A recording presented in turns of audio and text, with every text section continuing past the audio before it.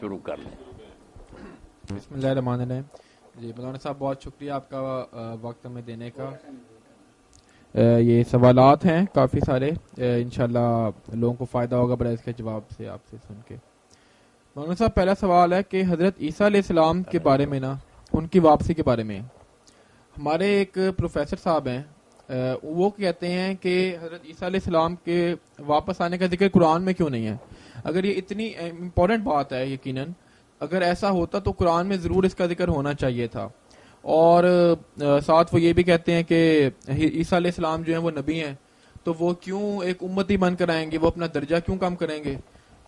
اور اس کے ساتھ ساتھ وہ ان کا یہ بھی کہنا تھا کہ نا رسول اللہ صلی اللہ علیہ وسلم جب دین مکمل کر کے چلے گئے تو کیوں ہمیں ضرورت ہے حضرت عیسیٰ علیہ السلام کی کہ وہ واپس آئیں, حالانکہ رسول صلی اللہ علیہ وسلم تو نبیوں کے سردار ہیں. تو اس بارے میں آپ ذرا بتائیں کیا.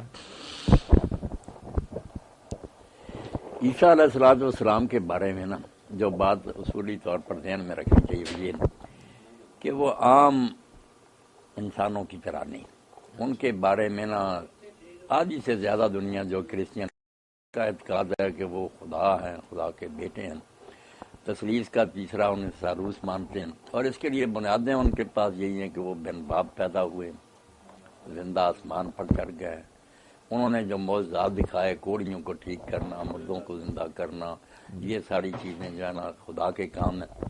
یہ تین جو بنیادیں ہیں نا, بن باپ ولادت, آسمان پر جانا, اور یہ معجزات.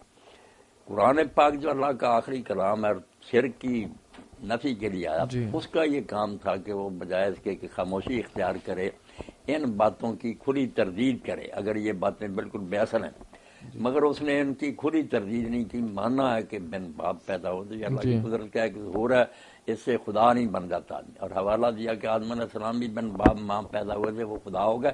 اور یہ جو ہے نا کہ آسمان پر چڑھ جانا, یہ بھی کوئی بات نہیں. اللہ تعالیٰ نے ان کی حفاظت کے لیے اگر یہ طریقہ اختیار کیا اور آسمان پر انہیں لے گیا, تو اس سے بھی کوئی آدمی خدا نہیں بنتا. خاص کر کے یہ کرسچین اور یہودی لوگ جو ہیں, ان کے لیے تو مثال ہے کہ وہ یہ بھی مانتے ہیں کہ ہنوک نبی جو ہے نا, ادریس, یہ بھی زندہ اٹھائے گئے اور وہ آسمان پر ہے. یہ بائبل میں, تورات میں بھی تھا اور انجیل میں بھی ہے کہ ہنوک بھی ابھی تک زندہ ہے. اس لیے یہ بھی کوئی ایسی چیز نہیں کہ جس میں آپ بے نظیر اور کوئی مثال نہ ہو. ایک دوسرا انسان بھی آسمانوں پر ان کے عقیدہ میں, تو یہ بھی خدا بننے کی دلیل نہیں. اور یہ معجزات جو وہاں اللہ تعالیٰ باذن اللہ کیا کر کہ اگر وہ مردہ زندہ کر دے تو اللہ کے حکم سے ایسا ہوتا تھا, اللہ جو چاہے. تو اسی طرح جو واپس آنا اس کے بارے میں سمجھیں کہ یہ وہ ہے نا کہ اللہ تعالیٰ اس بات میں ذکر کرے کہ وہ آئیں گے. یہ بھی دو آیتیں ہیں جن سے علماء نے سمجھا, صحابہ کرام سے لے کر سب نے سمجھا. وَإِن مِّنْ أَهْلِ الْكِتَابِ إِلَّا لِيُؤْمِنَنَّ بِهِ قَبْلَ مَوْتِهِ, کہ مسیح کے مرنے سے پہلے اہل کتاب میں سے کوئی ایسا نہیں رہ جائے گا جو ایمان نہ لائے. ان کی موت اس وقت ہوگی جب یہ سب ایمان لے آئیں گے. اور یہی حدیث میں آتا کہ جب عیسیٰ علیہ السلام دوبارہ آئیں گے تو یہود و نصارہ جو ہے نا, یہ سارے کے سارے پھر ایمان لے آئیں گے اور ملت واحدہ اسلام ہی ہوگا. اور دوسری آیت سورہ زخرف میں وَإِنَّهُ لَعِلْمٌ لِلسَّاعَةِ, کہ وہ قیامت کی نشانی ہے مسیح. یہاں یہ میں نے بات کہتے ہیں اللہ کی قسم, یہ ان کے نزول کی بات ہے کہ وہ آئیں گے دوبارہ تو قیامت سر پر کھڑی ہوگی, پتہ چلے گا کہ اب تھوڑا وقت رہ گیا. یہ دو آیتیں جو ہیں ان سے صحابہ کرام رضوان اللہ علیہم اجمعین کے دور سے ہی نا لوگوں نے سمجھا کہ وہ دوبارہ آئیں. اور عیسائی لوگوں کا عقیدہ جس بارے میں ہے کہ وہ زندہ اور دوبارہ آئیں گے, زمین پر ان کی حکومت ہوگی. اس غلط عقیدے کو, اگر یہ غلط تھا تو قرآن کا کام تھا رد کرنا. اگر وہ خاموش بھی رہتا نا تو یہ تائید ہی ہو جاتی کہ ایک عقیدہ ساری دنیا میں پھیلا ہوا عیسائیوں کا یہ عقیدہ ہے. ہاں, اچھا. اس لیے اس کا رد نہ کرنا ہی بہت بڑی دلیل ہے. اتنے غلط عقیدے کو جس نے شرک میں دنیا کو پھنسا کیوں نہیں رد کیا؟ حالانکہ میں نے کہا دوسری طرف دو آیتیں ہیں جن سے صحابہ کرام اور امت کے نیک لوگوں نے سب نے سمجھا کہ دوبارہ وہ آئیں. مگر عیسائیوں کا ان کے نزول کے بارے میں یہ عقیدہ کہ ان کا آنا جو ہے نا وہ قیامت ہوگی, کہ وہ آئیں گے, مردے اس وقت سارے زندہ ہو جائیں گے, وہ عدالت کریں گے. مالک یوم الدین اللہ تعالیٰ نہیں ہوگا, اللہ نے بیٹے کو اختیار دیا, وہ جنت دوزخ کے فیصلے کرے گا. ان کا یہ سمجھنا ہے. ہم سمجھیں کہ نہیں, یہ تو اللہ کا کام ہے, وہ قیامت سے پہلے آئیں گے اور یہ جو غلط ملتے ہیں ان کا خاتمہ ہوگا, صحیح اسلام دنیا میں پھیل جائے گا. اور جو وعدہ یظہر الدین کلہ, یہ سارے مفسر عالم پھر مانتے ہیں کہ کامل طور پر اس دور میں پورا ہوگا. حضور کے زمانے میں عرب میں اور ارد گرد تھوڑے علاقوں میں، مگر اب بھی کفر بہت باقی ہے، اس وقت تو پھر سب ملتیں ختم ہو جائیں گی، صرف اسلام ہی ہوگا، اور یہ وعدہ کہ اللہ تعالیٰ اپنے نبی کے دین کو سب دینوں پر غالب کرے گی، یہ اس وقت جب مہدی اور عیسیٰ علیہ السلام ظاہر ہوں گے نا، پوری طرح یہ ہو جائے گا۔ اچھا، اس بات کا کیا جواب ہے کہ رسول اللہ صلی اللہ علیہ وسلم تو دین مکمل کر گئے، اب عیسیٰ علیہ السلام کی کیا ضرورت پڑی ہمیں؟ ہاں بس اب یہ سوالوں کے ٹکڑے کرتے جائیں نا، پہلی تو بات ہے کہ ان کا دوبارہ آنا یہ بالکل ٹھیک ہے، جی، احادیث بھی اس بارے میں اتنی کثرت سے ہیں کہ تواتر کو پہنچ گئی، ٹھیک، اس پر علامہ المانی صاحب نے ایک پورا رسالہ الگ دیکھ لیا کہ تھوڑی بہت روایتیں ہیں، اس میں بھی کوئی شک کر سکتا ہے، اتنی زیادہ تعداد میں اور پوری دنیا میں پھیلے ہوئے مسلمانوں میں کہ وہ دوبارہ آئیں گے، اور ڈیٹیل سے پھر کہاں آئیں گے، کہاں دجال کو قتل کریں گے، لمبا چوڑا قصہ پھر مسیح دجال۔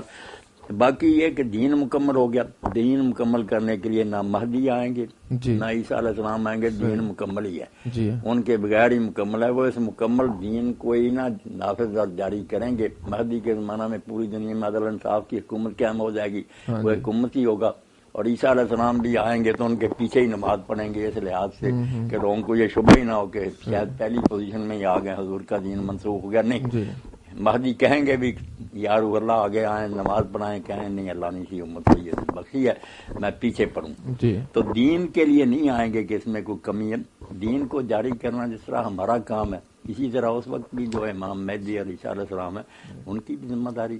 اور ایسا بھی ہے نا کہ رسول اللہ صلی اللہ علیہ وسلم کا امتی بننا اتنا شرف کی بات ہے کہ ایک نبی بھی وہ امتی بن کے جو ہے وہ خوش ہوں گے اس بات یہ جو کہتے ہیں نا عہدہ کم ہو گیا، یہ اپنی نادانی کی بات ہے۔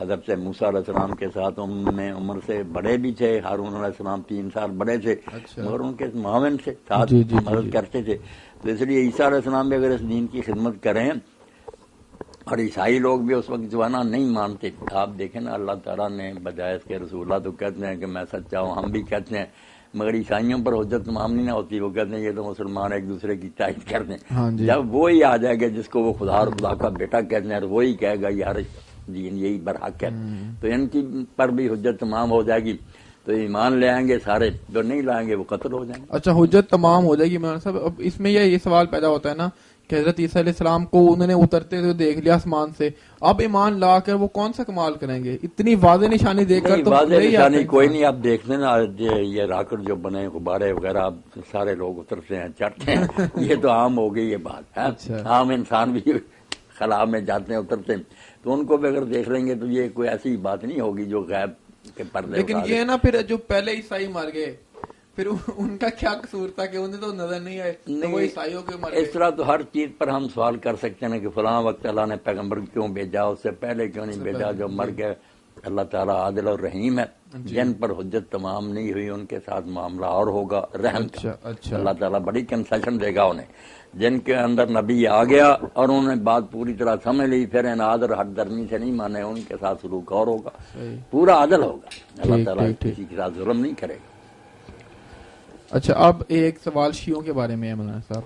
عیسیٰ علیہ السلام کے بارے میں بنیادی بات میں نے کہہ دی نا کہ بجائے اس کے کہ وہ بتائے وہ مر گیا یا اس نے نہیں آنا، اس کا کام تھا کہ اگر وہ چیزیں غلط تھیں جو نصارہ کہتے ہیں اس کی تردید کرتا، اس کا سکوت ہی ہے نا بالفرض مانے کہ وہ خاموش ہی رہا، یہ بھی تائید ہے کہ آدھی سے زیادہ دنیا مان رہی کہ وہ بن باپ ہے، آسمان پر ہے، آئے گا، تو قرآن کیا اس نے دین مکمل کیا اگر شرک کا اتنا بڑا گڑھ جو ہے اس کا خاتمہ نہیں کیا۔ اچھا، اب اہل تشیع کے بارے میں ہے کہ آپ بہت دو ٹوک انداز میں یہ بار بار کہتے ہیں کہ وہ بالکل صحیح مسلمان ہیں، تو اب سورہ فتح میں اللہ تعالیٰ نے بیت رضوان والے، پہلے یہاں روک کر وہ آیت کی طرف یہ سمجھ لیں کہ یہ جتنے گروہ نا بریلوی حضرات ہیں، شیعہ ہیں، دوسرے وغیرہ قادیانیوں کے علاوہ، یہ وہی گروہ ہیں جنہیں ہم اہل الاہواء والبدع کہتے ہیں کہ انہوں نے کئی باتیں من گھڑت بنائی ہوئی ہیں، بدعت ہے ان کے اندر، گمراہیاں ہیں، یہ سب کچھ ٹھیک ہے، مگر صرف یہ ہے کہ کافر نہیں۔ کفر جو ہے نا کہ ایک آدمی سمجھے کہ واقعی رسول اللہ نے فرمایا اور مانے کہ ہاں رسول اللہ نے فرمایا مگر میں آپ کو نبی نہیں مانتا، آپ کی بات میرے لیے کیا دلیل ہے، یہ ہے کفر۔ اگر وہ کہتا ہے کہ مجھے اس روایت پر اعتماد نہیں، اس کے راوی کمزور ہیں، یا اس کا معنی یہ نہیں دوسرا، تو پھر بے شک اس کی تعویل اور شبہ کتنا غلط اور باطل ہونا، وہ کافر نہیں۔ اس نے یہ نہیں کہا کہ میں قرآن نہیں مانتا یا رسول اللہ نہیں مانتا، غلط تشریح کر رہا۔ تو یہ اور ہمارے اس جمعہ کا خطبہ بھی یہ تھا کہ شبہ فاصلہ جو نا وہ غلط خیال کتنا غلط ہو، مگر جب انہوں نے پناہ لے لی کہ اس شبے کی وجہ سے ہم نہیں یار مانتے یہ بات، تو پھر وہ کافر ہونے سے بچ گئے. اگر کھلم کھلا کہتے بغیر کسی شبہ کے کہ بالکل ٹھیک ہے یہ بات مگر ہم نہیں مانتے اس کتاب کو، نہ اس نبی کو مانتے، یہ سارا کفر ہے. بس میرا کہنا یہی، یہ نہیں کہ یہ لوگ بدعتی نہیں یا ان میں گمراہیاں نہیں، سب کچھ ہیں. ہاں یہ گمراہ اور ضال فرقوں میں سے ہیں مگر کافر نہیں. کفر نام کی کوئی بات آپ کریں نا بات. جی سورہ فتح میں اللہ تعالیٰ نے کہا ہے نا کہ جو بیت رضوان والے ان کے بارے میں اللہ تعالیٰ نے فرمایا ہے کہ اللہ ان سے راضی ہو گیا. اب یہ شیعہ جو حضرات ہیں وہ سوچتے ہیں کہ اللہ ان سے راضی نہیں ہوا. ظاہر ہے کہ جب وہ ان کے مخالف ہیں تو ان کا یہی ماننا ہے کہ اللہ ان سے راضی نہیں ہوا. اور ساتھ رسول اللہ صلی اللہ علیہ وسلم نے 10 صحابہ کرام کے نام لے کے کہہ دیے کہ یہ سب جنتی ہیں. ایک بات نہیں نا پھر لمبا آیت میں جو آیا نا کہ لقد رضی اللہ عنہ المؤمنین اذ یبایعونک تحت الشجرۃ، ہاں جی ایک تو اس سے ہم جو نکالتے ہیں کہ اللہ قیامت تک لیے ان سے راضی ہو گئے، یہ بھی ہماری طرف سے نا دھاندلی ہے، ایسی بات نہیں. اللہ صرف اس وقت راضی ہوا جب وہ بیعت کر اذ یبایعونک، وہ جو کارنامہ تھا نا کہ بالکل کفار کے گڑھ میں ہتھیار ہے کوئی نہیں، عمرہ کے لیے گئے ہوئے ہیں مگر آپ موت پر بیعت لے رہے ہیں کہ ہم نے خواہ تو پیچھے نہیں ہٹنا، مرنا پڑا. تو لوگوں نے جب یہ جرأت دکھائی کہ موت پر بیعت کر لی تو اللہ اس سے راضی ہوا. یہ کہا اذ یبایعونک، جب وہ بیعت کر رہے تھے ان کے اس عمل سے اللہ خوش ہوا. اور ساتھ کا مومنین سے، اس لیے اور ماں خود بھی مانتے سنی کہ اگر ان میں کوئی منافق تھا ججمنٹ کہہ جیسا اس سے راضی نہیں ہوا، مومنوں سے راضی ہوا. اب جھگڑا یہی پڑ گیا کہ جب شرط لگاوی کہ مومنوں سے راضی ہوا اور اس وقت راضی ہوا جب یہ بیعت کر رہے تھے، وہ بڑا اہم معاملہ تھا. آگے کی بات ہے نا آخر میں ٹکڑا پڑے قرآن میں دے نا ذرا، یہ بہت اہم بات ہے جو لوگوں کو سمجھنی چاہیے. آخر میں شرط لگائی جس پر شاہ عبد القادر بھی کہتے ہیں اللہ یار کسی کو پوری تسلی نہیں دیتا کہ وہ مطمئن ہو جائے کہ اب میں پکا ہی جنتی ہو گیا. آخر میں بات کہی اسی آیت کا ٹکڑا وہاں سے پڑھنا. اللہ اکبر، یہ جب ختم ہوتی ہے نا پھر اللہ تعالیٰ کہتا وعد اللہ الذین، یہ آیت ہے جو پڑھتے ہیں ہم محمد رسول اللہ والذین معہ اشداء علی الکفار. آخر میں وعد اللہ الذین آمنوا وعملوا الصالحات منہم مغفرۃ واجر عظیم، کہ ان میں سے جن کا اوپر ذکر تھا نا اصحاب، ان کا ان میں سے جو ایمان لائے اور نیک کام کیے ان کے لیے اللہ کا وعدہ بخش منہم کہہ دیا. سارے پتہ چلا کئی ان میں سے نہیں نیک عمل پر رہیں گے، ایمان پر نہیں رہیں گے، وعدہ صرف ان سے. اب کس پر یہ قیامت کے دن پورا اترتا یہ غیب کہہ نہیں سکتے. اچھا رسول اللہ صلی اللہ علیہ وسلم نے جو 10 نام لے لیے نا، 10 نام دے کر وہ ہمارے یہاں روایت ہے. اب ہمارے ہی کئی عالم نہیں مانتے کہ کوئی نہیں یہ اشرا مشرا کی روایت کہی، کیونکہ اس کے شروع میں آتا نا کہ جب یہ بیان کی ہے حضرت سعید ابن زید نے جو حضرت عمر کے بہنوئی تھے انہوں نے 10 میں سے ہیں، وہ کوفہ کی مسجد میں تھے. حضرت حسن رضی اللہ عنہ 10 بردار ہو گئے تھے، امیر معاویہ کوفہ میں آئے، یہ بھی تخت پر بیٹھے تھے، مغیرہ بن شعبہ بھی تھے، اور لوگوں کو باری باری کھڑا کر کے نا مسجد میں تو لعنت کرواتے تھے. تو حضرت سعید نے کہا یہ کس کو لعنت کرتے ہیں؟ کہا علی کو. انہوں نے کہا توبہ توبہ، اس ظالم کو دیکھو، اس شخص پر لعنت کر رہے ہیں جس کے بارے میں اللہ کو گواہ بنا کر کہتا ہوں میں نے خود حضور سے سنا کہ ابو بکر جنتی، عمر اور علی کا بھی ذکر کیا. کہا اللہ کے رسول نے کہا یہ ظالم لفظ کا کہ اس ظالم کو دیکھو اس پر لعنت ہو رہی.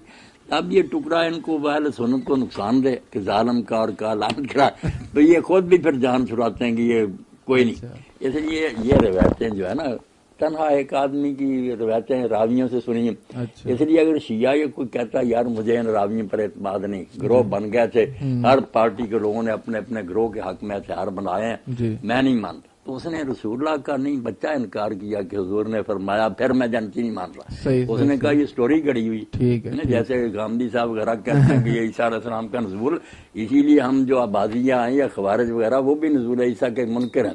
یہ نہیں کہتے کہ کافر ہے، جو کہے نہیں اترنا کافر، وہ کافر شافر کوئی نہیں. ٹھیک ہے ہمارے نزدیک ان کا اترنا برحق ہے، مگر اگر کوئی منکر ہے تو کئی گروہ مسلمانوں کے پہلے بھی انکار کرتے ہیں.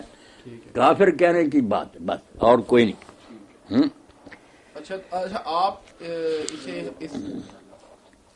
اس حدیث کو ٹھیک سمجھتے ہیں نا، یہ جو ہے اشرا مبشرہ والا؟ ہاں میں ٹھیک سمجھتا، میرا یہی یقین ہے کہ ٹھیک ہے. اچھا آگے ایک اور جو دلیل دی جاتی ہے شیعوں کے بارے میں کہ یہ جو قادیانی ہیں انہوں نے ایک آدمی کو نبی بنایا تو ہم سب انہیں کافر کہتے ہیں اور یہ کافر ہیں.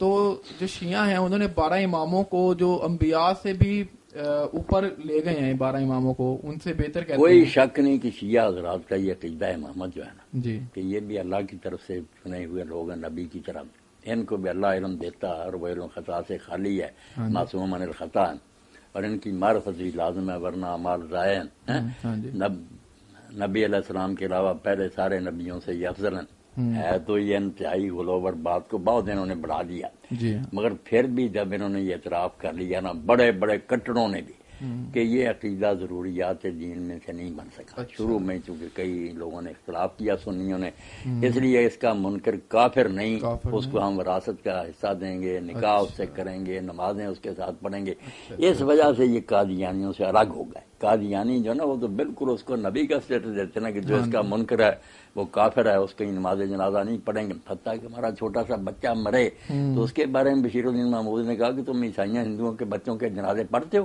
یہ جب نبی کے منکر ہیں، کافر ہیں، ان کے بچے بھی ان کے ساتھ ہی ہیں۔ یہ اس سے تھوڑا سا ہم کنسیشن دیتے ہیں کہ یہ امامت کو مانتے ہیں، مگر ہمیں مانتے ہیں کہ ان کے ساتھ رشتہ ناطہ وراثت وغیرہ سارے اسلامی حقوق ان کو حاصل ہیں، یہ مسلم ہیں، صحیح العقیدہ نہیں ہے، بس یہ کہہ دیتے ہیں، یعنی بس بینیفٹ آف ڈاؤٹ دیتے ہیں ڈاؤٹ دے بات پہ۔ ٹھیک ہے جی۔ اچھا، اب مولانا صاحب جو یہ حیات النبی کا عقیدہ ہے نا، اس بارے میں ذرا اچھی طرح بتائیں، حیاتی جو کہتے ہیں وہ کیا ہے، مماتی جو کہتے ہیں وہ کیا ہے؟ حیاتی جو ہے نا، یہ کچھ بات انہوں نے بڑھا دی کہ نبی علیہ السلام بالکل اسی حالت پر ہیں جس طرح وہ پہلے تھے، صرف ایسے جیسے اتکاف والا اپنے اندر بند پردے میں، اسی طرح نبی علیہ السلام اپنی قبر اثر میں ہیں جسم سمیت، اسی طرح اٹھتے بیٹھتے نمازیں، یہ کہتے ہیں۔ اچھا، مماتیوں میں سے بھی کچھ لوگ حد سے بڑھ گیا کہ سرے سے کام ختم ہے، کچھ نہیں۔ اب یہ بھی بات غلط ہے، بات درمیان میں ہے کہ نبی علیہ السلام تو بہت عظیم ہے نا، کافر اور غیر مسلم جو ہے ان کے بارے میں اگر ہم سمجھیں کہ مرنے کے بعد قصہ ختم ہے تو یہ بھی دین کے خلاف بات ہے۔ ہاں جی، ان کے ارواح تو باقی ہیں جی جی اور ان کو عذاب و ثواب ہوتا ہے، خوشی بھی محسوس کرتے ہیں۔ اللہ تعالیٰ جہنم کے بارے میں کہتا ہے نا، فرعون اس کے ساتھیوں النار یعرضون علیہا غدوا وعشیا، کہ صبح و شام وہ جہنم کے آگے سے گزارے جاتے ہیں، و یوم القیامت اس دن وہ کہا جائے کہ داخل ہو جاؤ اشد العذاب، اس دن تو سچ مجھ اندر ہی چلے جائیں گے، اب دکھایا جاتا ہے صبح و شام۔ اس لیے یہ عذاب و ثواب قبر ہیں، کچھ لوگ تو ہوتا نا، مگر وہ نہ تو اس دنیا کی زندگی کی طرح کہ جسم اس کے ساتھ ہے، جسم میں تو روحیں اسی وقت داخل ہوں گی جب قیامت آئے گی، دوبارہ روحیں لوٹا دی جائیں گے، اٹھ کر لوگ کھڑے ہو جائیں گے۔ تو اس لیے یہ کہا جائے نا کہ انبیاء علیہ السلام کے اجساد جو ہیں وہ حدیث پاک میں فرمایا کہ اللہ نے وہ زمین پر حرام کر دی، ان کو کھاتی نہیں۔ کئی شہیدوں کی بھی لاشیں 40 سال بعد نکالی گئی، شہداء احد کی، کیونکہ نہر امیر معاویہ سے انہوں نے نکالی تو راستے میں آتی تھی، انہوں نے کہا جس جس کی قبر ہے راستے سے ہٹا لے، تو نکالے تو کفن بھی اسی طرح تھے۔ تو اس لیے لاش محفوظ ہے، یہ ماننا۔ دوسرا جو ہے نا کہ روحیں ان کی باقی ہیں، ان کو درود و سلام پہنچتا ہے، اس حد تک تو حیات النبی بالکل ٹھیک ہے۔ اور بے ایمان لوگ بھی ہیں، ان کو عذاب ہو رہا ہے، وہ مصیبت میں مبتلا۔ تو روح یعنی کہ آپ صلی اللہ علیہ وسلم کی روح اور جسم دونوں روضہ رسول قبر کے اندر موجود ہے؟ اور نہیں، آگے ڈیٹیل کی ضرورت نہیں، بس یہ کہ روح جو ہے نا وہ سلامت ہے، اس کے ہوش و حواس ادراک بالکل ٹھیک ہے۔ اللہ کے فرشتے جو ہم سلام کہتے ہیں وہ آپ تک پہنچاتے ہیں۔ آپ نے کہا میں اس کا جواب بھی دوں گا قیامت تک جو مجھ پر سلام کہے گا، جتنا فرمایا ٹھیک۔ جسم ویسے محفوظ ہے، مگر ان میں کہنا کہ جسم میں جان ہے اور اٹھ کر بیٹھتے ہیں، یہ نہیں۔ روحیں جو ہے نا، ٹھیک ہے، اب روح بذات خود جو ہم سمجھیں نا کہ وہ بس کوئی پتہ نہیں کیا چیز ہے، گیس ایسی نہیں۔ روح ہر انسان کی جو علماء نے تحقیق کی نا، لوگوں نے مشاہدہ کیا، قریشی صاحب کی میری روح بالکل اس کا یہی سراپا، یہی حلیہ ہوگا، وہ ملیں گی نا روحیں پہچاننے میں ذرا تو وہ ایک اندر چھپی ہوئی کاپی جو بالکل نور کا پتلا ہے، مگر شکل صورت اس کی بالکل داڑھی ہاتھ پاؤں بالکل اسی طرح کے ہیں، وہ اندر ہے، جس میں سے یہ پنجرے میں سے وہ نا آزاد ہو جاتا پرندہ، ہوتی بالکل اس کی شکل صورت وہی ہے، سنتا ہے، ہوش حواس ہوتے ہیں۔ اچھا، یہ جو عقیدہ ہے، یہ صحیح عقیدہ اس حیات النبی کے بارے میں رکھنا یہ کتنا ضروری ہے؟ نہیں، ضروری کوئی ضروری اگر یہ مانتا نا آدمی کے فوت ہونے کے بعد روحیں باقی ہیں، ان کو عذاب و ثواب ہوتا، بس اتنا کافی ہے۔ لمبی ڈیٹیلیں اگر تم نہیں مانتا، یعنی اگر کسی غلط عقیدہ ہے بھی تو وہ قابل معافی ہے، یہ کوئی بات نہیں کہ وہ اسلام سے خارج ہے۔ اچھا، ویسے اس کا تعلق کیا علم کلام سے ہے یا کیا ہے؟ نہیں، علم کلام سے نہیں، یہ قرآن پاک ساری چیزیں بتاتا، رسولہ نے بتایا نا کہ مرنے کے بعد جو نا ادراک تو ہوتا. اچھا، رسول اللہ صلی اللہ علیہ وسلم جو خواب میں آتے ہیں اور آ کر کئی خبریں بھی دے دیتے ہیں، کئی باتوں کا پتہ ہوتا ہے، ایسے بہت سارے واقعات سنے ہیں. مثال کے طور پہ میں ایک مثال بتاتا ہوں آپ کو. ایک مولوی صاحب ہیں، مجھے ان کا نام شاید بھول رہا ہے ابھی، وہ بہت کام کرتے ہیں ختم نبوت کے لیے نا، قادیانیوں کے خلاف. تو انہوں نے بتایا، وہ ایک لڑکی کی تعریف کر رہے تھے، کہتے ہیں کہ ایک لڑکے نے کتابچہ لکھا ختم نبوت کے لیے. بعد میں اس کے دوست نے اس کتابچے کا نام لکھا نبی پاک صلی اللہ علیہ وسلم پکارتے ہیں. تو اس کے کسی دوست نے کہا کہ یہ نام ٹھیک نہیں لگ رہا ہے، اس کا نام چینج کر دو. اس نے نام چینج کیا. بعد میں وہ سویا تو آپ صلی اللہ علیہ وسلم نے خواب میں آ کے کہا کہ اس کا نام یہی رکھو کہ رسول اللہ پکارتے ہیں. تو یہ کیا ہے خواب میں آنا؟ اور نبی علیہ السلام کی خواب میں زیارت ہے تو بڑی سعادت اور نیک بختی، مگر اس میں خطرات بھی بہت ہیں. ایک تو یہ ہے کہ آدمی فیصلہ نہیں کر سکتا کہ میں نے واقعی حضور کو دیکھا یا کسی کو. آپ نے گارنٹی صرف اس بات کی دی ہے کہ میری شکل میں شیطان نہیں بن سکتا. صحیح. آپ کی جو اصل شکل ادھر دوسری شکلوں میں آ کر معاذ اللہ وہ گمراہ کرنا چاہے تو گمراہ کر سکتا. اور اسی لیے قادیانیوں میں سے بہت لوگوں کی کتاب میں نے پڑھی، وہ سیٹ ہی ہے بشارات احمدیہ، کئی جلد. وہ حلف اٹھاتے ہیں کہ مکہ لے جاؤ، ہم حضرت اسود پہ ہاتھ رکھ کر قسم دیں گے کہ یہ دن تھا اور یہ وقت تھا جب حضور ہمیں ملنے کا غلام ہم سچا. اس لیے تباہی کا راستہ یہ. صحابہ کرام بھی جب ان سے کوئی کہتا تھا نا میں نے حضور کو دیکھا تو وہ شکل پوچھتے تھے. اگر بتاتا تھا خلیہ اگر صحیح ہوتا تو کہتے تو نے دیکھا ورنہ پتہ نہیں کیا.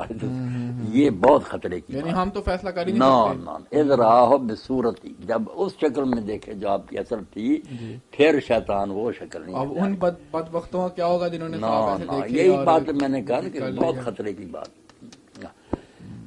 اور یہ بات بھی طے شدہ کہ خواب میں آپ کچھ بھی کہیں نا اس پر عمل نہیں آدمی کر سکتا جب تک جو دنیا میں رہتے ہو آپ دیکھیں نا قرآن و سنت، اس سے اس کو ٹیلی نہ کر لیا جائے کہ بات اس سے ملتی ہے یا اس کے بالکل خلاف.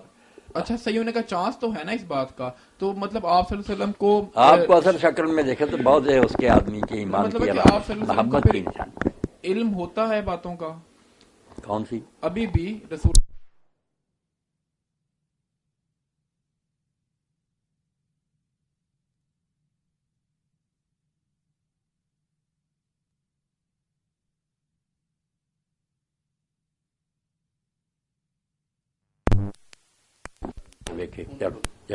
کرو.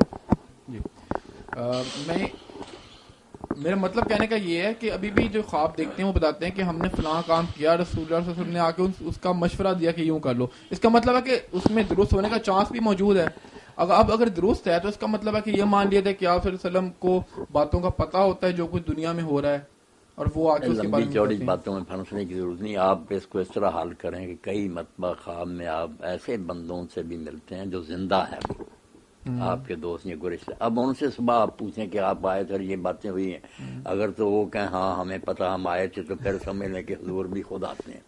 اور اگر وہ نہیں تو پھر یہی سمجھیں کہ اللہ تعالیٰ نے ایک نا خواب کا محکمہ بنایا ہوا فرشتوں کا جو اس شکل میں جس سے یہ آدمی مانو اس میں اگر کوئی بات اس کو مشورہ یا رائے دے دیتے ہیں وہ اصل آدمی نہیں ہوتا. ورنہ زندوں سے پوچھ کر آپ مسئلہ حل کر سکتے. میں نے جو دلیل دی نا یہ برہان قاطع ہے، اس کو کوئی کار نہیں سکتا کہ اس زندہ سے پوچھو نا کہ تم ملے تھے. اگر وہ جانتا تو ٹھیک ہے، اگر اسے نہیں پتا تو آپ بے فکر کریں.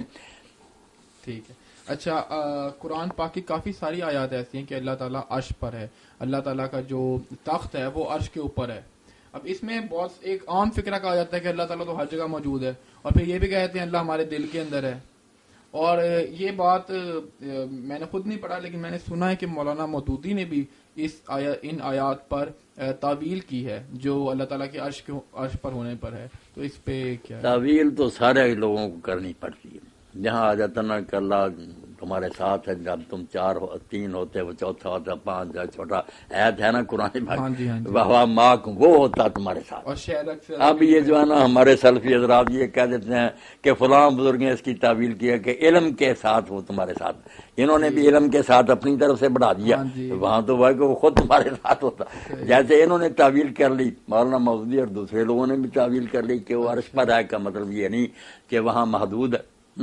اچھا، وہ زبیر علی زئی صاحب ہیں، وہ کہتے ہیں کہ اللہ تعالیٰ کے عرش پہ ہونے کا اگر کوئی منکر ہو نا تو وہ تو پکا کافر ہو جاتا ہے. نہیں، عرش پر ہونے کا منکر کوئی نہیں، اس کا مطلب کرنے میں اختلاف ہے نا. آیت تو ٹھیک ہے کہ ثم استویٰ پھر عرش پر.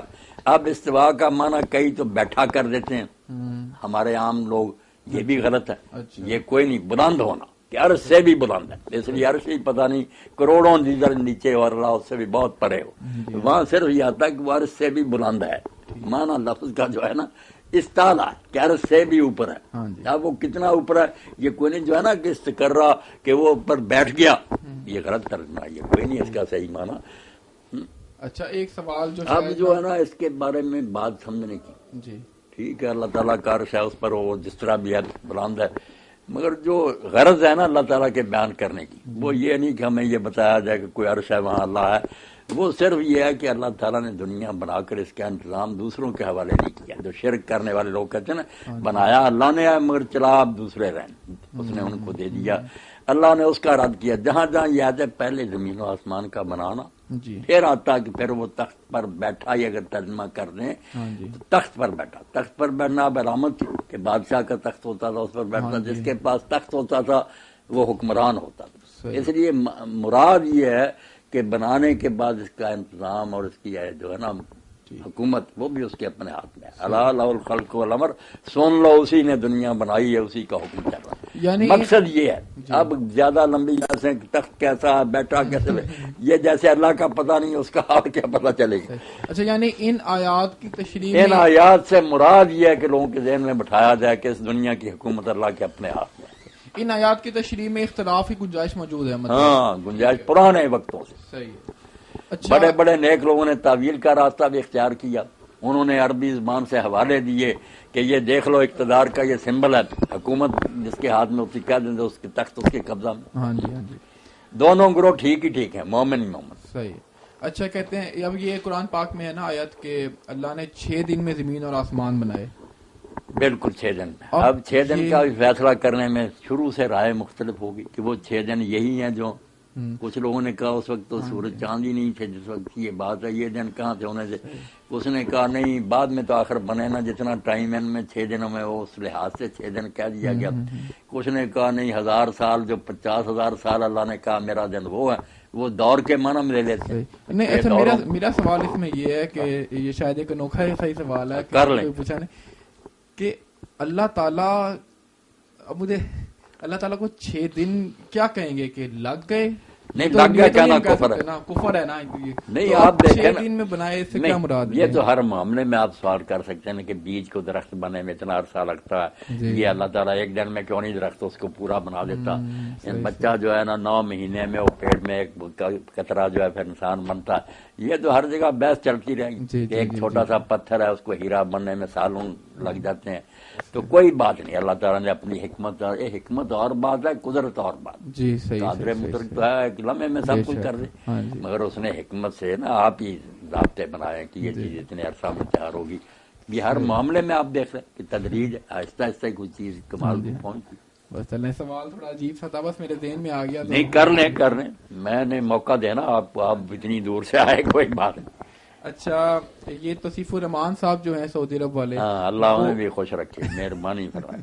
وہ انہوں نے ایک بڑی لمبی چوڑی تقریر کی مولانا مودودی کے خلاف، اور وہ کہتے ہیں کہ مولانا مودودی جو ہے نا وہ احادیث پر عقلی اعتراضات کرتے ہیں. انہوں نے کچھ مثالیں پیش کی جن میں مودودی صاحب یہ لکھتے ہیں کہ یہ حدیث کی سند بالکل ٹھیک ہے، اس میں جو سند میں کوئی اختلاف نہیں، کوئی مسئلہ نہیں، لیکن لگتا ہے کہ یہ حدیث ٹھیک نہیں ہوگی.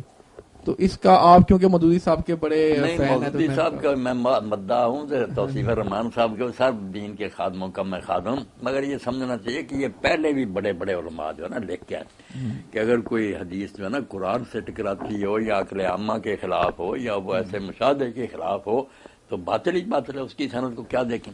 ایک سند ہے نا اس روایت کی، اس پر ابن قیم لکھتے ہیں کہ اگر آسمان کے سورج جیسی بھی ہوتی کہ جس نے عشق کیا مگر پاک دامن رہا اور مرا اسی عالم میں تو شہید ہے. اب کچھ لوگ اس کو بھی کہتے ہیں صحیح، مگر وہ ابن قیم کہتے ہیں یار یہ آسمان کے سورج جیسا بھی ہوتی سند تو ماننے کی بات ہے کہ حضور عشق کی باتیں کہتے ہیں. آپ کی زبان سے تو عشق کبھی نکلا ہی نہیں، انہوں نے ڈانٹ کی. تو یہ کوئی عجیب بات نہیں کہ ایک بات جو بالکل شان نبوت کے خلاف نظر آئے اس کو رد کر دیا جائے عقل کی وجہ سے. عقل صحیح جو ہے یہ نہیں گھر آدمی کا مجھے سمجھ نہیں آتی میں رد کر دوں، پوری طرح دنیا کا عقل مند کہیں یار یہ سیٹ نہیں ہوتی بات تو پھر ماننا ہی پڑے گا کہ نبی علیہ السلام ایسی بات نہیں کہہ سکتے. اچھا ایک حدیث یہ بھی ہے، سند تو یہ ہے نا کہ راوی ٹھیک ہے مگر راویوں کو غلط فہمی بھی ہو سکتی. اب ایک پورا رسالہ جو پڑھنا چاہیے سیرت عائشہ رضی اللہ تعالیٰ عنہ کے ساتھ سید سلیمان ندوی رحمۃ اللہ نے لگا دیا علامہ زرکشی کا، بہت پیارا، وہ چیپٹر وائز ہے کہ اما عائشہ نے جو صحابہ کی غلطیاں درست کی نا، کہا کہ اللہ اس پر رحم کرے، حضور نے بات اس رنگ میں کی تھی، اب وہ سندیں صحیح ہیں، صحابی بھی سچا، مگر بات جو ہے نا ہو گئی اور طرح پہنچانے میں، جیسے وہ کہتے ہیں کہ حضرت عمر رضی اللہ عنہ ان کے بیٹے کہتے ہیں کہ میت جو ہے نا اس کو عذاب ہوتا ہے گھر والوں کے رونے سے، تو انہوں نے کہا قرآن کہتا ہے کوئی کسی کا بوجھ نہیں اٹھائے گا، اس لیے گھر والے روتے ہیں تو وہ بھگتے پھریں گے، میت کو عذاب کیوں ہوتا؟ تو لوگوں نے کہا پھر وہ جھوٹے، انہوں نے کہا توبہ توبہ، وہ اللہ ان دونوں پر رحم کرے، سچے ہیں۔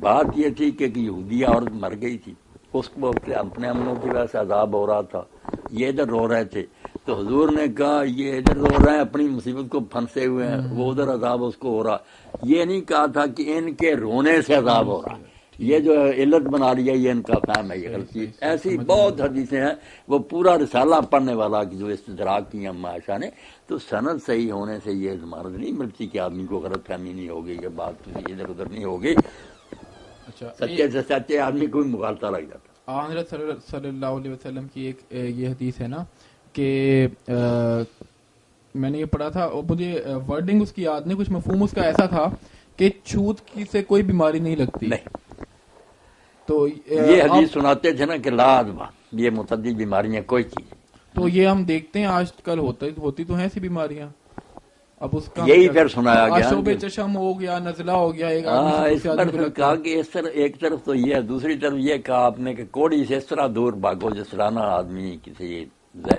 خوفناک چیز سے بھاگتا، تو کہتے ہیں اگر یہ ادبا نہیں تھا تو متعدی بیماریاں، تو یہ کیوں کہا کہ مجنون سے کوڑی سے دور بھاگو، پھر اس کا کیا، اس کا حل یہی کہتے ہیں کہ بعد میں پھر ابو ہریرہ چھوڑ گیا اس حدیث کو، چھوڑ دیا کہ مجھے غلط فہمی ہوئی ہے۔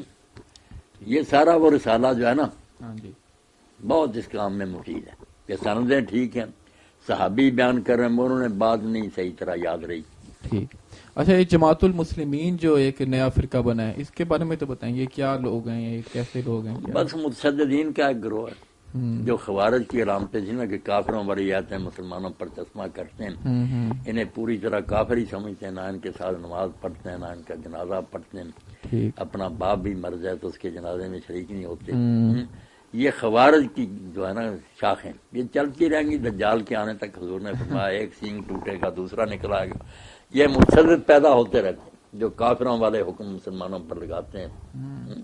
صحیح، اچھا اب ہمارے جو بریلوی دوست ہیں، اور اس کی سزا انہیں ملتی کہ پھر یہ خود گروہ آگے بن جاتے ہیں، پھر وہ کہتے ہیں شاہ صاحب کا گروہ دوسروں کو کافر کہتا ہے، وہ انہیں کافر کہتے ہیں، مصیبت میں پھنسے ہوئے، اپنے جال میں خود ہی پھنس جاتے ہیں۔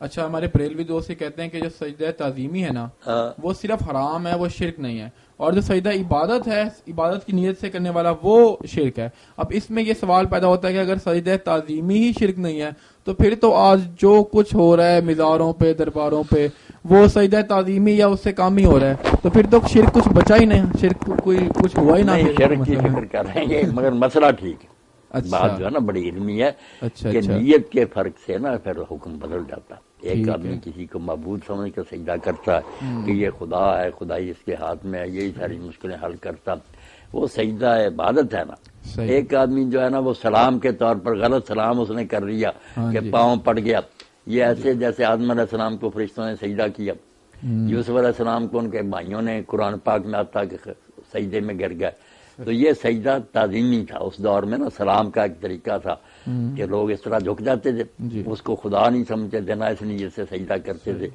اب اسلام میں وہ سجدہ تعظیمی بھی حرام ہے، یہ چور دروازہ بند کر دیا گیا کہ لوگ کریں گے عبادت کے لیے مگر بہانہ بلا لیں گے، تو یہ دین کی تکمیل ہے کہ اب اس کو حرام کر دیا گیا، انہوں نے مان لیا کہ حرام ہے، پورا رسالہ لکھا عمر رضا مرحوم نے کیا کہ یہ سجدہ تعظیمی میں حرام ہے، مگر اب بھی کوئی بیوقوف کرے اور واقعی قسم اٹھایا کہ میں نے یار سلام کر دیا تھا اس کو اس طرح، تو مشرک نہیں ہوتا، پہلے حرام کا مطلب ایک کبیرہ گناہ اس نے کیا، مسئلہ ٹھیک ہے۔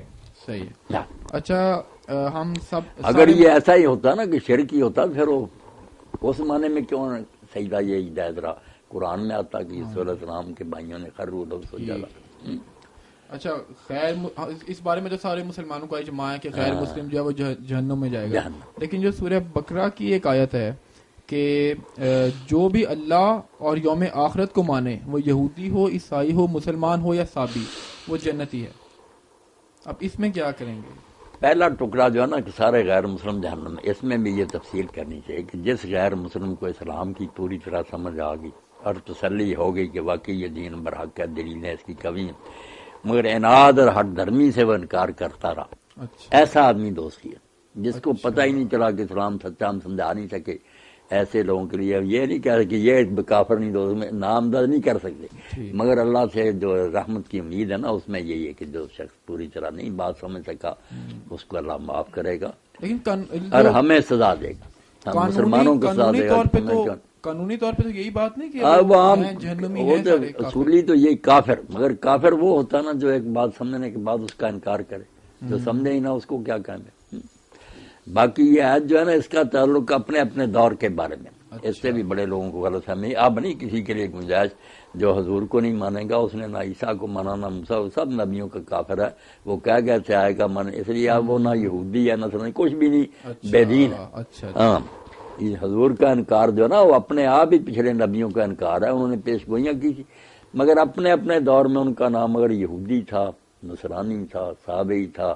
صابئی بھی کوئی بے دین تو ترجمہ کر دیتے ہیں 17 برس، غلط ہے. یہ حضرت داؤد علیہ السلام کی امت تھی، زبور پڑھتے تھے، بہت قبلہ کی طرف نمازیں پڑھتے تھے. یہ نبیوں کی امت ہے کہ چاروں گروہ جو ہیں ان کا نام کچھ بھی رہا. اب ہم مسلم ہیں، وہ یہودی تھے، نصرانی. اس دور میں جو اللہ آخرت کو مانتا رہا اور نیک کام کرتا رہا. اب نیک کام یہ نہیں کہ اپنی سمجھ سے اچھا کام، جو شریعت کا ہے عمل صالح ہوا. ہاں اس لیے نبی پر ایمان بھی آ گیا کہ اپنے اپنے دور میں اپنے نبی کے کہنے پر وہ نیک کام کرتا تھا، وہ سب جنتی. اچھا یہ تصوف والے جو اہل تصوف ہیں وہ کہتے ہیں کہ تصوف شروع ہوا ہے اہل صفا سے، کہ وہ جو صحابہ کرام تھے جو بیٹھے رہتے تھے سارا دن بس علم سیکھتے تھے اور عبادتیں کرتے تھے، تو وہ کہتے ہیں کہ ان سے تصوف چلا ہے. ان کا کوئی تعلق ہے تصوف سے واقعی یا نہیں؟ یہ بے علم لوگ جو ہے نا، انہوں نے جب اس بارے میں سوچا نا کہ تصوف کہاں سے نکلا، اس کا روٹ کیا، تو کئی لوگوں نے کہا صفا سے ہے، مگر دوسروں نے رد کر دیا کہ صفا سے اگر صفت بنے نا صفیون بنتا ہے، اس میں واو نہیں آتی اور فا پر شد ہے، صفیون. پھر یہ کہنا چاہیے تھا، یہ نہیں. کچھ نے کہا صوف سے نکلا، صوف اون کو کہتے ہیں. یہ پشمینہ پہنتے تھے پہلے صوفی جو تھے نا، اون کا لباس پہنتے تھے اپنے آپ کو نا پسینہ آئے اور تنگی ہو، اس لیے کہراتے ہیں. مگر زیادہ لوگوں نے جو کہا انہوں نے کہا یہ اصل میں صوفی جو ہے نا، جو جیسے ہم فلاسفی کہتے ہیں، یہ حکمت کو کہتے ہیں، یونانی حکمت جو ہے اس کو صوفی. تو یہ لوگ بھی جو حکمت کے حامل تھے نا، دین کی گہرائی اور باریکی کی باتوں، وہ پھر اس صوفی ہونے کی وجہ سے، اس تصوف کی فلسفے کی وجہ سے نا صوفی ہو. اچھا یہ تو آپ نے لفظ کا کہا ہے نا، یہ لفظ کا لفظ. لیکن جو اصحاب صفا تھے وہ کیا اصحاب صفا ایسے کوئی نہیں کہ دنیا سے کٹے ہوئے تھے، نہیں. وہ جب تک ان کی شادیاں وغیرہ نہیں ہوتی مسجد میں ٹھہرتے تھے پردیسی لوگ. جب ان کا نکاح ہو جاتا یا پھر اپنے اپنے گھر. اچھا اصحاب صفا جہاد پہ جاتے تھے، بڑا جہاد پر جاتے. پورا رسالہ ابن تیمیہ لکھا کہ سب باتیں ان کے بارے میں غلط ہے، وہ کوئی تارک دنیا لوگ نہیں. اچھا مولانا صاحب لوح محفوظ کیا ہے؟ جو قرآن لوح محفوظ، لوح محفوظ اللہ کا کمپیوٹر ہی ہے، جیسے آپ کے یہ کمپیوٹر وغیرہ میں سب کو فیڈ ہوا ہے، اللہ کا بھی لوح محفوظ وہ علم ہی ہے، سمجھے اس کی کاپی. جو کچھ ہونا ہے وہ سارا کچھ سب کچھ لکھا ہوا ہے. اچھا قرآن اللہ کے علم کا دوسرا نام لوح محفوظ سمجھو. ٹھیک ہے. اس کے پاس شیاطین وغیرہ نہیں جا سکتے، وہ ایسے مقام پر ہے کہ محافظ فرشتے یشہد المقربون، مقرب فرشتے اس کے نگران ہیں. اچھا قرآن پاک لکھا ہوا لوح محفوظ میں پڑا ہے. قرآن پاک کیا، ہم جو باتیں سب کر رہے ہیں یہ بھی لکھی ہوئی ہیں، جیسے کہہ دیتے اللہ کے علم میں تھی، اس کا وہ عکس ہے. صحیح.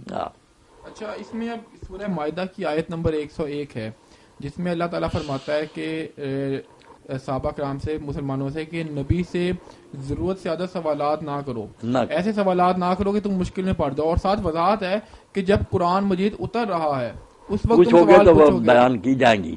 ہاں جی. تو اب یہ سوال پیدا ہوتا ہے نا کہ اگر قرآن پہلے سے لوح محفوظ میں لکھا ہوا موجود ہے تو پھر کسی کے سوال پوچھنے سے اس میں فرق تو نہیں پڑنا چاہیے؟ نہیں، یہ اس جمعہ میں بات ہوئی، لکھا ہوا سب کچھ ہے نا، وہ سارا جو ہے نا بس مشروط ہی. ہم اگر لکھے کو لیں تو ہمارا بھی ہے نا زنا کرنا، چوری کرنا، جو ہے نا اچھے برے سارے ہم لکھے ہوئے ہیں. مگر ساتھ یہ ہے کہ اس آدمی کو پورا اختیار، اگر یہ کرے گا تو پھر یہ ہوگا، اور اگر نہیں کرے گا تو دوسرا آپشن بھی وہاں ہے. اچھا کھول کر تفصیل لکھی ہے.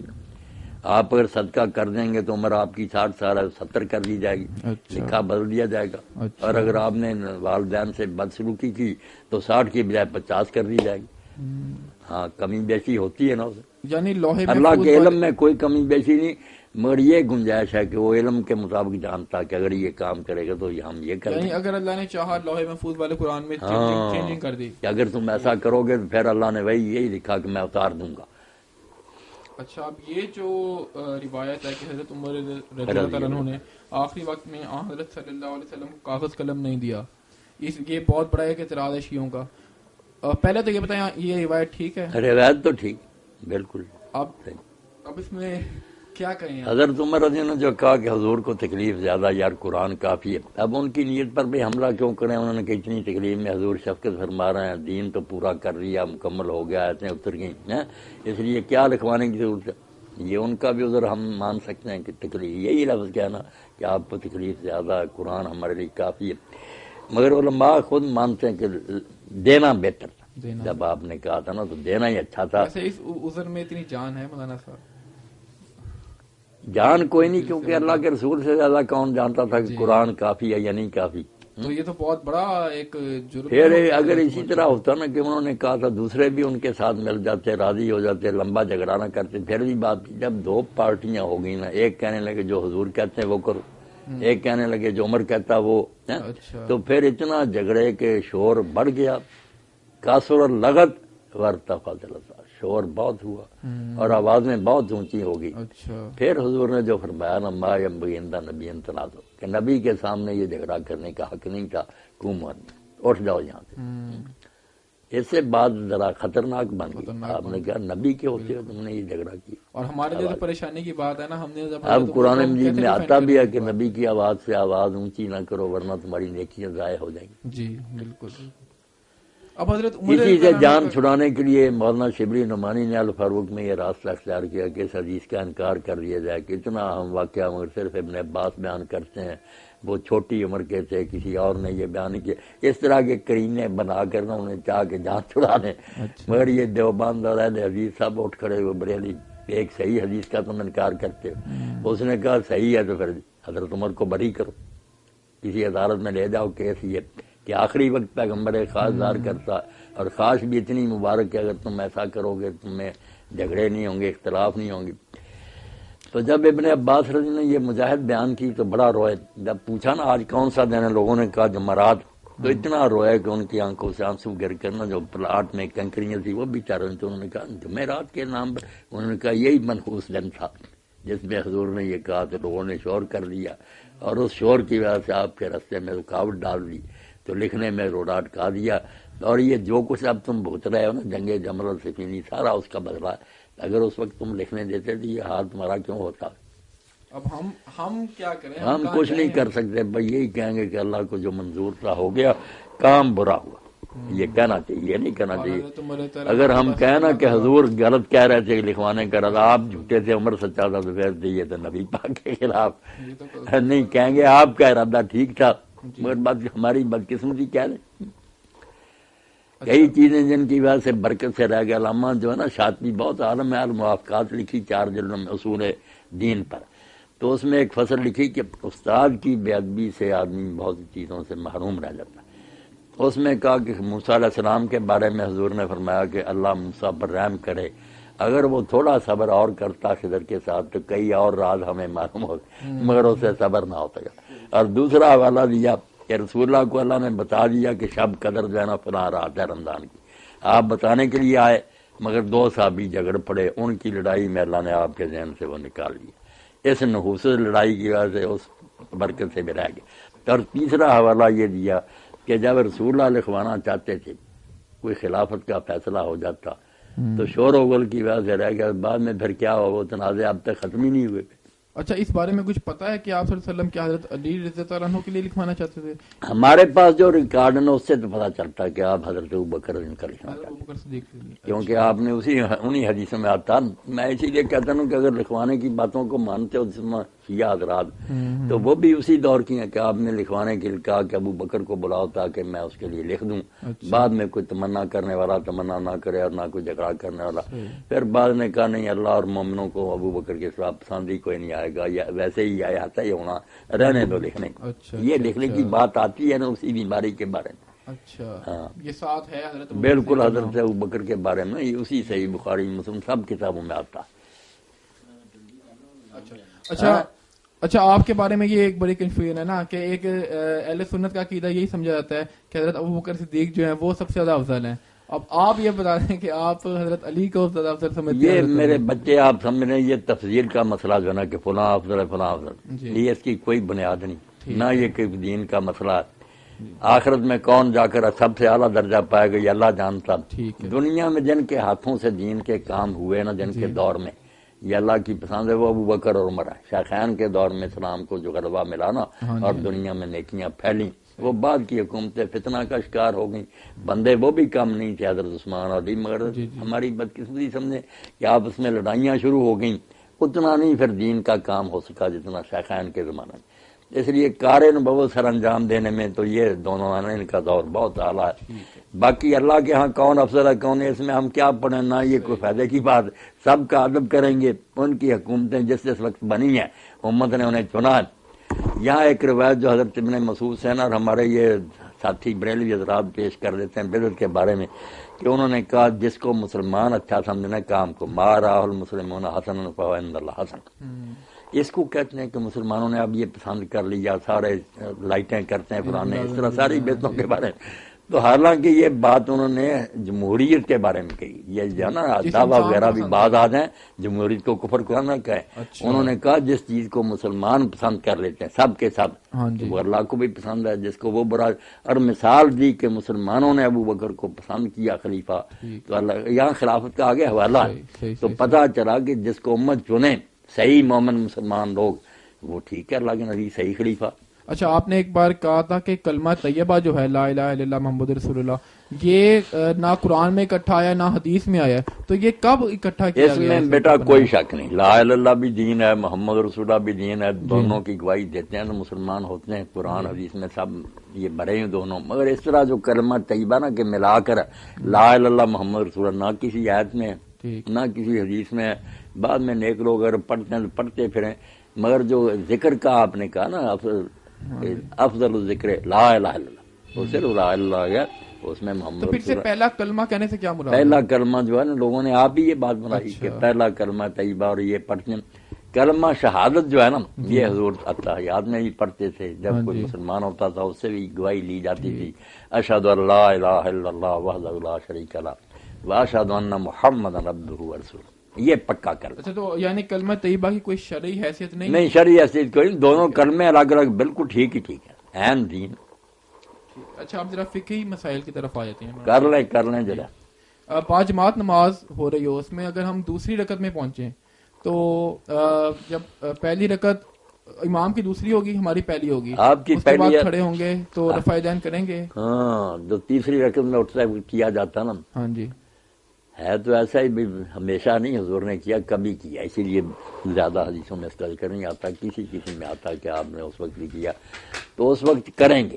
اچھا کیونکہ جب امام کے ساتھ آدمی شامل ہو گیا نا، دیکھیں نا وہ دوسری رکعت تھی ان کی، وہ اتحیات بیٹھے، ہماری پہلی تھی، ہمیں تو بیٹھنا نہیں چاہیے تھا، مگر اس لیے جب تک سلام نہیں نا امام کہتا جو کچھ وہ کر رہے ہیں ہم بالکل اسی طرح کریں گے جس طرح وہ کر رہے ہیں، بعد میں آزاد ہو کر پھر اپنا طریقہ۔ اچھا تیسری رکعت والا رفع دین کبھی کبھی کیا ہے؟ کبھی کبھی۔ اچھا یہ پکا کیا، شروع میں رکوع کو جاتے رکوع سے کھڑے ہو۔ اچھا اس میں پھر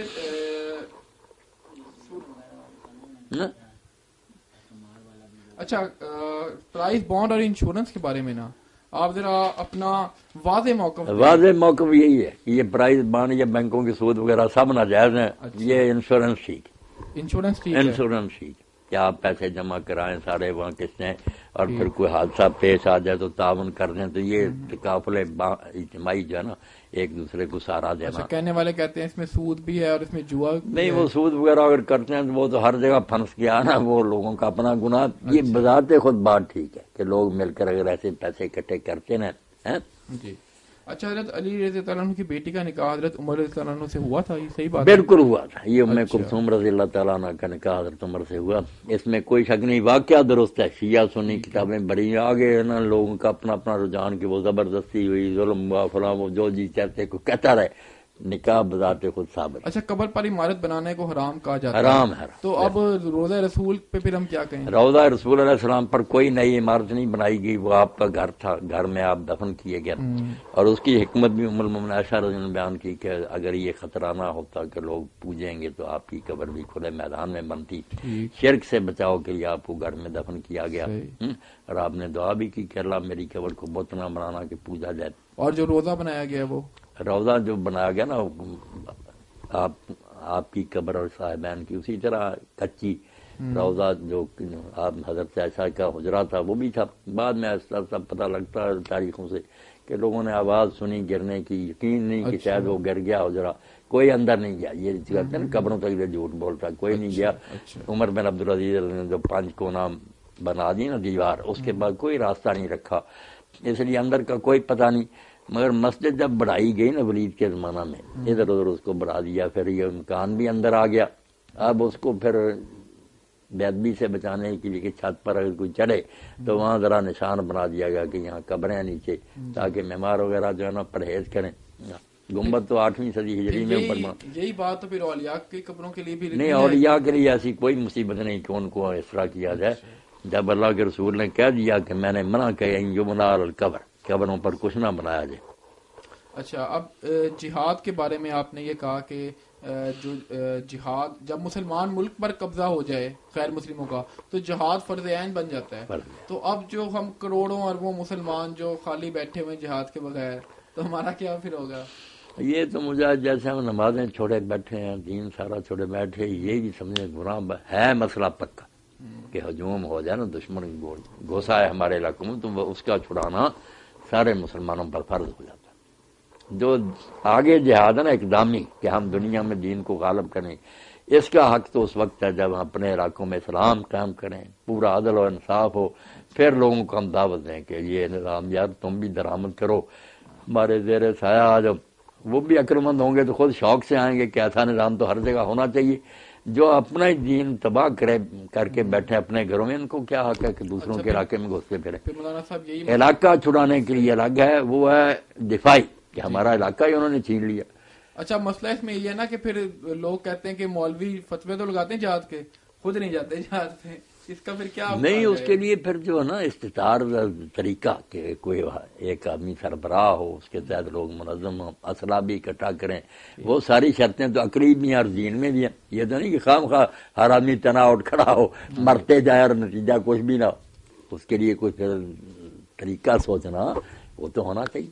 اچھا، یہ جو اقدامی جہاد ہے اس پہ بہت اعتراض کیا جاتا ہے، اقدامی جہاد لازم ہے، غیر مسلموں کی طرف سے بڑا اعتراض ہوتا ہے، اور پھر بات یہ عقلاً بات اگر سوچیں کہ جب امریکہ قبضہ آتا ہے، لڑائی کرتا ہے افغانستان پہ قبضہ کرتا ہے، ہم اسے تو برا کہتے ہیں، اور خود ہماری یہی نہیں، اس کے لیے مجھے یہ بات سمجھنی چاہیے، حق اور باطل کا فرق ہے۔ حق کو حق ہے کہ وہ دوسرے علاقوں میں بھی اپنی مداخلت کرے، باطل کو حق نہیں۔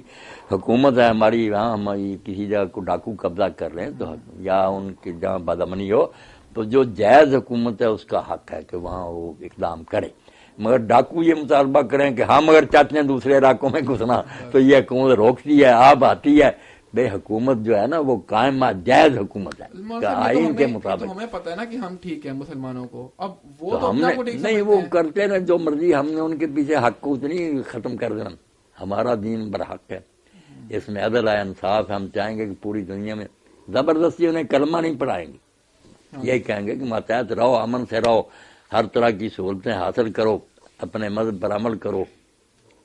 اچھا، پھر مرتد کی سزا جو قتل ہے اس پہ بہت ہم یہ حق اور باطل کا فرق پہلے کریں، یہ علم سے جو کریں پہلے فیصلہ کر لیں، مگر جو حق ہوگا نا، حق کو یہ بالکل ہے یہ استحقاق کہ وہ برائی کو ختم کرنے کے لیے اقدام کرے، باطل اگر یہ اس کے بدلے میں مانگے کہ مجھے بھی حق دو، میں یہ غلط بات، تم باطل ہو، تمہیں کیوں حق دیا جائے؟ اچھا، جو مرتد کی سزا قتل ہے، اس پر بہت اسلام پر حملے ہوتے ہیں کہ یہ کیسا مذہب ہے، انہوں نے زبردستی مسلمان بنا کے رکھا ہوا ہے. اور یہ بھی ہم دیکھتے ہیں کہ جو لوگ نو مسلم تو آرام سے ہو جاتے ہیں، غیر مسلم ملکوں میں بھی لوگ مسلمان ہو جاتے ہیں، انہیں کوئی کچھ نہیں کہتا، لیکن کوئی غیر مسلم ہو جائے تو پھر وہ اسے ہم قتل کریں گے. تو اب اس میں یہ نا کہ اگر وہ بھی کوئی مسلم یہاں سے دفع ہو جائے نا اور ان غیر مسلم ریاستوں میں جا کر اسلام سے پھر جائے تو ہمیں قتل کرنے کی ضرورت نہیں، نہ وہاں پیچھا کریں گے. اچھا، اگر اسلامی ریاست میں رہتے ہوئے ایسا کریں نا تو اس کی سزا قتل ہے. اس کی وجہ یہ ہے کہ اسلامی ریاست میں یہ قرآن حدیث جو ہے نا، یہ مذہب نہیں ہوتا کہ ایک آدمی نے عقیدہ تبدیل کر لیا، یہ آئین ہوتا، اس میں عمل کرتا. ایسے یہ وہ کہے نا کہ میں اب اس کو نہیں مانتا تو سادہ لفظوں میں یہ سمجھیں کہ اس نے ملک کے آئین کے خلاف بغاوت کا اعلان کر لیا. بغاوت کی حساب ساری دنیا میں قتل ہے، چونکہ ان کا مذہب الگ ہے، چرچ اور اسٹیٹ الگ ہے، اس لیے وہاں یہ قتل مرتد نہیں ہوتا. ورنہ ریاست کا باغی وہاں بھی ہو جائے قتل ہی ہے اس کی. اچھا، جہاد کے علاوہ جو دوسرا بڑا یہ سمجھنا اسلامی حکومت جہاں وہ آئین قرآن و سنت ہوگا نا، وہاں اگر وہ اعلان کرے گا کہ میں اب اس کو اپنا آئین نہیں مانتا تو وہ مرتد پھر باغی ہوگا اور کیا ہوگا. ٹھیک. اچھا، جو سب دوسرا بڑا اعتراض اسلام پہ کیا جاتا ہے نا، حملہ، وہ یہ کہ حضرت عائشہ کا جو نکاح ہے. اللہ تعالیٰ. اب اس میں ایک تو یہ کہ غیر مسلم تو جو اعتراض کرتے ہیں تو کرتے ہیں. اب جب ہم نئی خبریں سنتے ہیں کہ کسی گاؤں میں کسی پنچایت نے جناب 40 سال کے آدمی کا نکاح جو ہے وہ 9 سال 10 سال کی بچی سے کر دیا، یہاں پہ سارے ہم لوگ یہی کہہ رہے ہوتے ہیں کہ یہ جہالت ہے، یہ غلط کیا ہے، تعلیم کی کمی ہے. ہمارے یہاں جو یہ نکاح وغیرہ ہوتے ہیں یہ ظلم ہی ہوتے ہیں، لوگ اپنے بنی وغیرہ کرتے ہیں. تو یہ ٹھیک ہے، رسول اللہ کے نکاح جو ہے نا انہیں اس طرح نہیں سمجھنا چاہیے جیسے ہم عام لوگوں کے نکاح کو سمجھ. آپ کے سارے نکاح اگر پڑھیں گے نا آپ، وہی کے ذریعے ہوئے، اللہ تعالیٰ نے خود وہ چناؤ کیے، اور کئی عمر کی عورتیں، کوئی بوڑھی، کوئی جوان، کوئی بچی، سب آپ کو دی ہیں تاکہ آپ کے گھر میں یہ سارے نمونے قائم ہوں.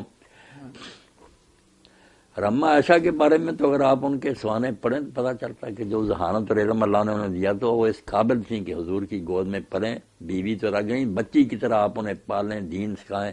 اور جتنا دین امت نے ان سے مجاہد سیکھا کسی مرد سے بھی نہیں سیکھا.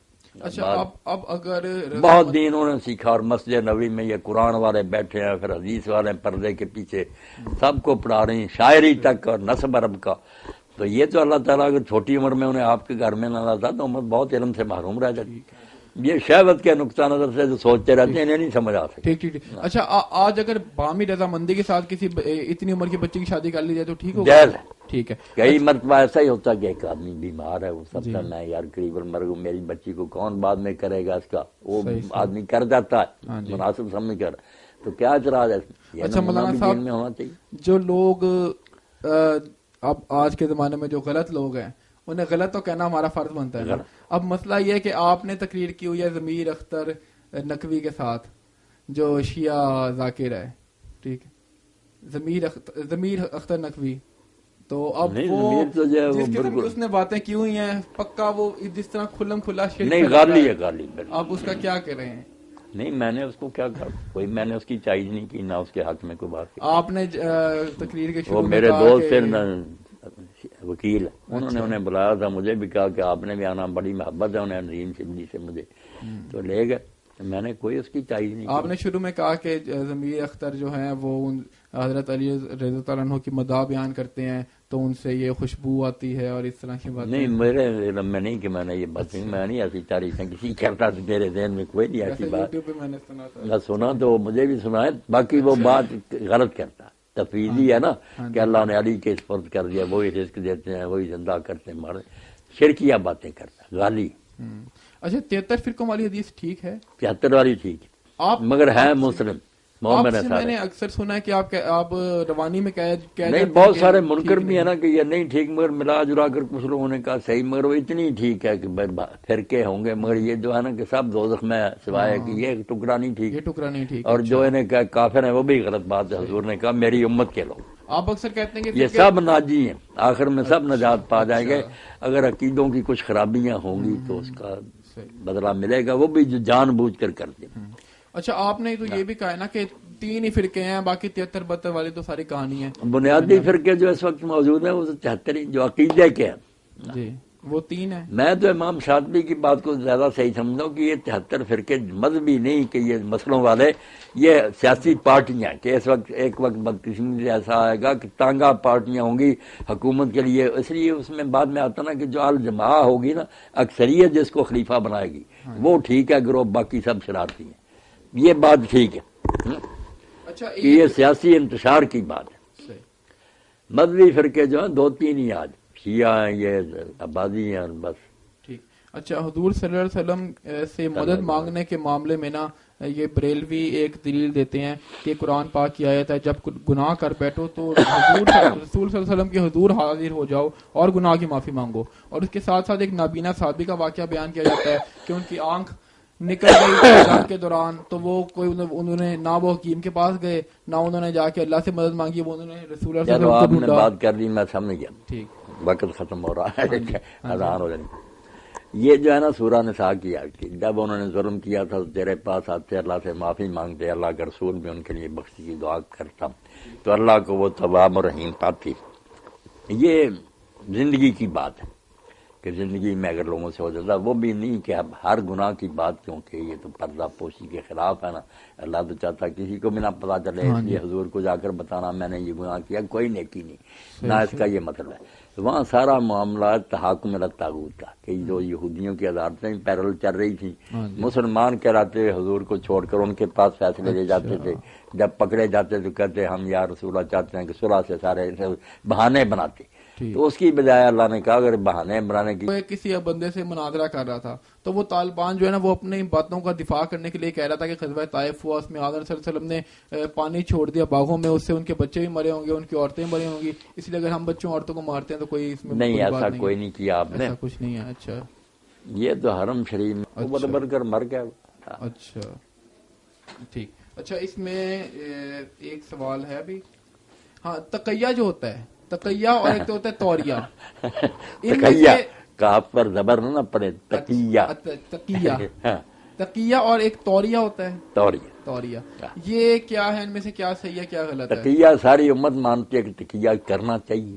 اور یہ امام حسن بصری کا لکھا ہے، امام بخاری نے کہ تقیہ جائزۃ یوم القیامہ، ایک قیامت تک بند نہیں ہوگا. اچھا یہ تو مسلمانوں کو ایک بہت بچاؤ دے دیا گیا کہ اگر حالات ایسے ہیں کہ آپ مار کٹائی نہیں برداشت کر سکتے اور اس وقت کوئی بات کہہ دیں اپنے عقیدہ کے خلاف تو کوئی بات نہیں، مگر اس کو اتنا عام کر ہر وقت جھوٹ بولتے رہے، یہ تقیہ کوئی نہیں. تقیہ بچاؤ سے نا، تقویٰ سے، کہ اگر کسی جگہ اپنی حفاظت کے لیے کرنا پڑے تو کر لو. اچھا انہیں تو شیعوں سے ایسوسیٹ کیا جاتا ہے کہ نہیں، یہ سنی شیعہ دونوں میں، صرف اس کی حدود جو ہے نا کہ کہاں کرنا چاہیے گا وہ الگ بات. تقیہ سب مانتے ہیں. ٹھیک ہے ٹھیک. مودودی صاحب نے تقیہ کی مثال لکھی نا کہ حضرت عمار بن یاسر کو جب پکڑ لیا، اب ان کے والد شہید کر دیے گئے، ماں شہید کر دی گئی، ان کی باری آئی تھی، انہوں نے پھر جو انہوں نے کہلایا نا حضور کو گالیاں دیں، بتوں کو. اچھا تو روتے آئے تو آپ نے فرمایا دل کا کیا حال تھا؟ تو کہا دل تو اسلام پر مطمئن تھا. تو فرمایا ان آدوفا، اگر وہ پھر ایسا کرے تو تم بھی ایسا کر لینا.